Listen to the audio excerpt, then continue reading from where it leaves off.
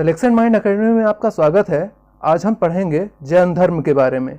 इसके पहले हमने हड़प्पा सभ्यता, वैदिक संस्कृति और बौद्ध धर्म को देखा हुआ है, साथ में उसकी कुछ ट्रिक भी देखी हुई है।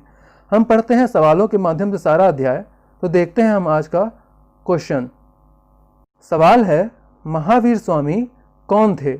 ऑप्शन है 21वें तीर्थंकर, 24वें तीर्थंकर, 23वें तीर्थंकर, 22वें तीर्थंकर। इसका आंसर हो जाएगा 24वें तीर्थंकर। इनका प्रतीक चिन्ह क्या था? सिंह। 23वें तीर्थंकर कौन थे? इनका नाम था पार्श्वनाथ। और बात करें पहले कौन थे, ये थे ऋषभ देव, जिनका एक और नाम आता है आदिनाथ। तो ये भी आप याद रखेंगे। और आदिनाथ का प्रतीक चिन्ह क्या था? सांड या बैल। वर्धमान महावीर ने परिनिर्वाण कहाँ प्राप्त किया था? ऑप्शन है पावापुरी, सारनाथ, वैशाली, श्रवणबेलगोला। देखिए इसका आंसर हो जाएगा पावापुरी। पावापुरी है कहाँ? यह है मल्ल महाजनपद, वर्तमान नालंदा, बिहार में। इनकी मृत्यु हुई थी 72 वर्ष की आयु में 462 ईस्वी पूर्व। इसका आंसर पावापुरी। जैन साहित्य को क्या कहते थे? ऑप्शन है त्रिपिटक, आर्यसूत्र, वेद, अंग। इसका आंसर हो जाएगा अंग।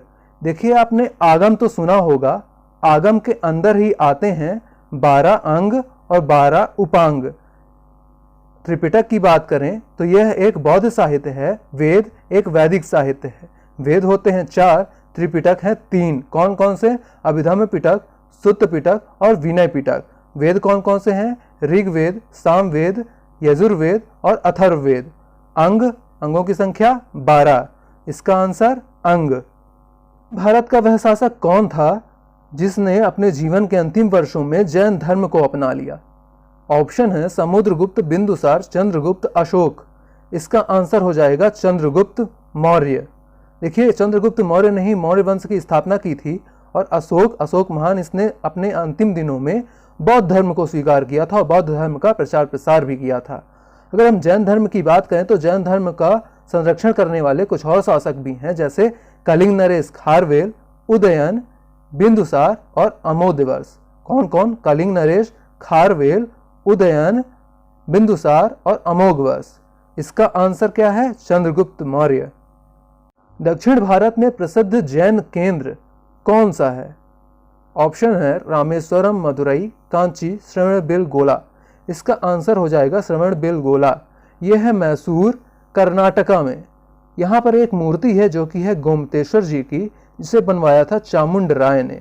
किसने बनवाया था? चामुंड राय ने है गोमतेश्वर जी की मूर्ति। इसका आंसर श्रवणबेलगोला। जैन धर्म के प्रथम उपदेशक कौन थे? ऑप्शन सुधर्मन, स्थूलभद्र, भद्रबाहु, अमोदवर्ष। इसका आंसर हो जाएगा सुधर्मन। अगर हम अदर ऑप्शन की बात करें तो स्थूलभद्र ये श्वेतांबर संप्रदाय के प्रमुख थे, भद्रबाहु ये दिगंबर संप्रदाय के प्रमुख थे। श्वेतांबर संप्रदाय जो श्वेत वस्त्र पहनते थे, ये उत्तर भारत इनका कार्यक्षेत्र था। दिगंबर संप्रदाय ये दक्षिण भारत इनका कार्यक्षेत्र था और ये निवस्त्र रहते थे। इसका आंसर सुधर्मन। सवाल है, श्वेतांबर संप्रदाय के प्रमुख कौन थे? अभी अभी हमने इसे देखा है।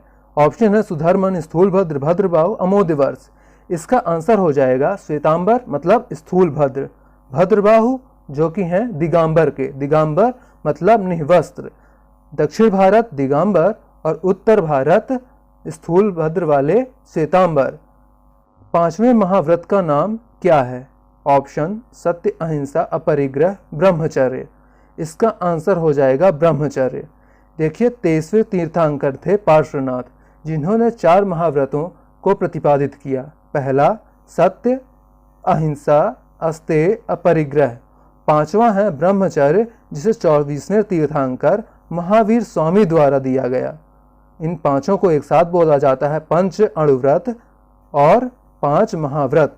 इसका आंसर ब्रह्मचर्य। कल्पसूत्र के रचयिता कौन हैं?